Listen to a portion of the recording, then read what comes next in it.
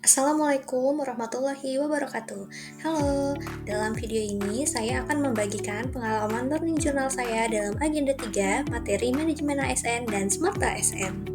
Perkenalkan, nama saya Tantri Wulandari. Saya adalah peserta Latsar CPNS 2025 Angkatan 3 dari kelompok 4. Dengan media suara pengampu agenda 3 yaitu Bapak Dr. Andes Haji Gunawan MM. Pada awal pembelajaran, kita akan mempelajari tentang manajemen ASN. Manajemen ASN adalah pengelolaan ASN untuk menghasilkan pegawai ASN yang profesional, memiliki nilai dasar, etika profesi, bebas dari intervensi politik, dan bersih dari praktik KKN atau korupsi, kolusi, dan nepotisme. Dasar hukum manajemen ASN ada 3. Yang pertama yaitu Undang-Undang Nomor 20 Tahun 2023 tentang Aparatur Sipil Negara. Yang kedua, Peraturan Pemerintah Nomor 17 Tahun 2020 tentang Manajemen Pegawai Negeri Sipil. Yang ketiga, Peraturan Pemerintah Nomor 49 Tahun 2018 tentang Manajemen Pegawai Pemerintah dengan Perjanjian Kerja. Kedudukan ASN. Berdasarkan Undang-Undang Nomor 20 Tahun 2023, ASN dibagi menjadi 2, yaitu yang pertama PNS atau Pegawai Negeri Sipil, dan yang kedua adalah PPPK atau Pegawai Pemerintah dengan Perjanjian Kerja. Fungsi dan tugas ASN. Yang pertama adalah pelaksana kebijakan publik, yang kedua adalah pelayan publik, dan yang ketiga adalah perekat dan pemersatu bangsa. Kewajiban PNS. Yang pertama, setia dan taat pada Pancasila, Undang-Undang 1945 dan NKRI. 2. Menjaga persatuan dan kesatuan bangsa. 3. Melaksanakan kebijakan yang dirumuskan pejabat pemerintah yang berwenang. 4. Mentaati ketentuan peraturan perundang-undangan. 5. Melaksanakan tugas kedinasan dengan penuh pengabdian, kejujuran, kesadaran, dan tanggung jawab. 6. Menunjukkan integritas dan keteladanan dalam sikap, perilaku, ucapan, dan tindakan kepada setiap orang, baik di dalam maupun di luar kedinasan. 7. Menyimpan rahasia jabatan sesuai dengan ketentuan perundang-undangan. 8. Bersedia ditempatkan di seluruh wilayah negara kesatuan Republik Indonesia. Hak PNS. Menurut pasal 21 Undang-Undang Nomor 5 Tahun 2014, ada beberapa hak yang didapatkan oleh PNS. Yang pertama adalah gaji, yang kedua cuti, yang ketiga tunjangan, yang keempat jaminan pensiun dan hari tua, pengembangan dan kompetensi, dan perlindungan. Kode etik dan kode perilaku ASN. Tujuan adanya kode etik dan kode perilaku ASN adalah untuk menjaga martabat dan kehormatan ASN. 12. Kode etik ASN. 1. Melaksanakan tugasnya dengan jujur, bertanggung jawab, dan berintegritas tinggi. 2. Melaksanakan tugasnya dengan cermat dan disiplin. 3. Melayani dengan sikap hormat, sopan, tanpa tekanan. 4. Melaksanakan tugasnya sesuai dengan perintah atasan atau sejauh tidak bertentangan dengan ketentuan peraturan perundang-undangan dan etika pemerintahan. 5. Tidak menyalahgunakan informasi intern negara, tugas, status, kekuasaan, dan jabatan untuk mendapatkan atau mencari keuntungan bagi diri sendiri atau orang lain. 6. Memberikan informasi secara benar dan tidak menyesatkan kepada pihak lain yang memerlukan informasi terkait kepentingan kedinasan. 7. Melayani dengan sikap hormat, sopan, dan tanpa tekanan. 8. Menjaga agar tidak terjadi konflik kepentingan dalam melaksanakan tugasnya. 9. Melaksanakan tugasnya sesuai dengan ketentuan peraturan perundang-undangan. 10. Memegang teguh nilai dasar ASN dan selalu menjaga reputasi dan integritas ASN. 11. Menggunakan kekayaan dan barang milik negara secara bertanggung jawab, efektif, dan efisien. 12. Menjaga agar tidak terjadi konflik kepentingan dalam melaksanakan tugasnya.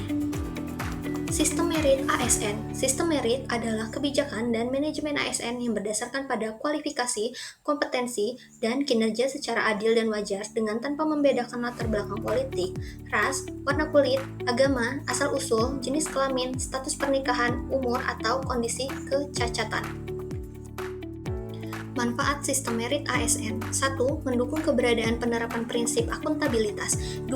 Dapat mengarahkan SDM untuk dapat mempertanggungjawabkan tugas dan fungsinya. 3. Instansi pemerintah mendapatkan pegawai yang tepat dan berintegritas untuk mencapai visi dan misi. Ruang lingkup manajemen ASN. 1. Perencanaan kebutuhan. 2. Pengadaan. 3. Penguatan budaya kerja dan citra institusi. 4. Pengelolaan kinerja. 5. Pengembangan talenta dan karir. 6. Pengembangan kompetensi. 7. Pemberian penghargaan dan pengakuan. 8. Pemberhentian. Kita lanjutkan ke materi selanjutnya, yaitu Smart ASN.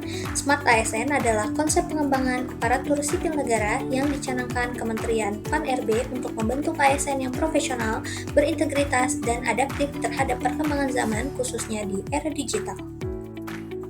Tujuan Smart ASN. 1. Mewujudkan ASN yang profesional, kompeten, dan berdaya saing global. 2. Membentuk ASN yang mampu menghadapi tantangan revolusi industri pada era digital. 3. Menjadikan ASN sebagai penggerak reformasi birokrasi dan pelayan publik yang berkualitas. Dasar hukum Smart ASN. 1. Undang-Undang Nomor 20 Tahun 2023 tentang ASN. 2. Undang-Undang Nomor 27 Tahun 2022 tentang Perlindungan Data Diri. 3. Undang-Undang Nomor 19 Tahun 2016 tentang UU ITE. 4. Perpres Nomor 95 Tahun 2018 tentang Sistem Pemerintahan Berbasis Elektronik. 5. Perpres Nomor 39 Tahun 2019 tentang Satu Data Indonesia. 6. Perpres Nomor 82 Tahun 2023 tentang transformasi digital. 4. Kompetensi literasi digital. 1. Digital skill, kemampuan mengetahui, memahami, dan menggunakan perangkat keras dan piranti lunak, TIK, serta sistem operasi digital dalam kehidupan sehari-hari. 2. Digital culture, kemampuan membaca, membiasakan, memeriksa, dan membangun wawasan kebangsaan, nilai Pancasila dan Bhinneka Tunggal Ika dalam keseharian dan digitalisasi kebudayaan melalui pemanfaatan TIK. 3. Digital ethic, kemampuan menyadari, mencontohkan, menyesuaikan diri, merasionalkan, mempertimbangkan, dan mengembangkan tata kelola etika digital dalam kehidupan sehari-hari. 4. Digital safety, kemampuan mengenali, mempolakan, menerapkan, menganalisis, menimbang, dan meningkatkan kesadaran perlindungan data pribadi dan keamanan digital dalam kehidupan sehari-hari. 8 indikator Smart ASN. 1. Integritas. ASN harus memiliki kejujuran, konsistensi, dan komitmen moral yang tinggi dalam menjalankan tugas, tidak menerima gratifikasi, dan melaksanakan pekerjaan sesuai aturan. 2. Nasionalisme. ASN memiliki rasa cinta tanah air, setia pada Pancasila, Undang-Undang Dasar 1945, dan NKRI, menempatkan kepentingan bangsa di atas kepentingan pribadi atau golongan. 3. Profesionalisme. ASN bekerja sesuai dengan keahlian, kompetensi, dan kode etik profesinya. 4. Wawasan global. ASN mampu menyesuaikan diri dengan perkembangan dunia, baik dalam teknologi maupun kebijakan internasional. 5. IT dan bahasa asing. ASN harus menguasai teknologi informasi dan kemampuan bahasa asing agar mampu bekerja secara efektif dan efisien di era digital. 6. Networking. ASN mampu menjalin kerjasama dengan berbagai pihak, baik dalam negeri maupun luar negeri. 7. Entrepreneurship. ASN memiliki semangat inovatif, kreatif, dan mampu menciptakan peluang baru dalam pelayanan publik. 8. Hospitality. ASN harus ramah, santun, dan memberikan pelayanan publik yang humanis. Sekian learning journal dari saya. Semoga video ini bermanfaat.